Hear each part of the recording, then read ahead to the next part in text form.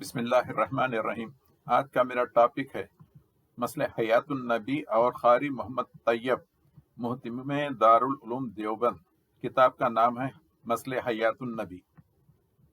خبر نبی کے پاس صلاۃ و سلام اونچی آواز سے نہ پڑھے بلکہ نہایت ہی دھیمی آواز میں پڑھے، اور دل میں یہ دھیان رکھے کہ میرے آقا میرا سلام سن رہے ہیں اور مجھے جواب مرحمت فرما رہے ہیں، اور خوب جی بھر کر اپنے لیے اور اپنے اہل خانہ اور پورے عالم اسلام کے لیے اللہ تعالیٰ سے دعائیں مانگے۔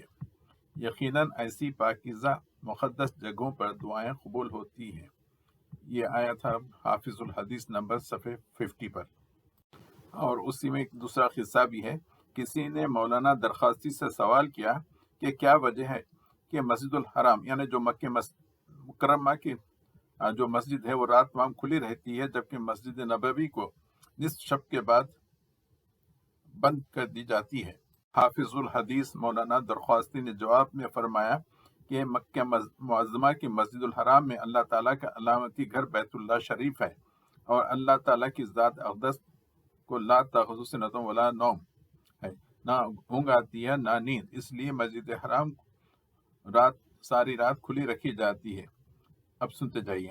اور مدینہ منورہ کی مسجد نبوی حجر نبوی سے ملحق ہے، چونکہ حضور سید المرسلین و خاتم الانبیاء کی آخری آرام گاہ اور آپ کا مسکن ہے، اور آپ کو آرام و استراحت کی بھی ضرورت ہے، اس لیے مسجد نبوی رات کے کچھ حصے میں تہجد تک کے لیے بند کر دی جاتی ہے۔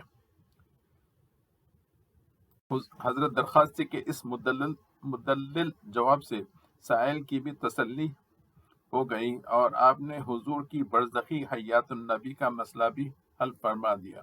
یہ سب دلائل دیوبندی خرافات ہیں۔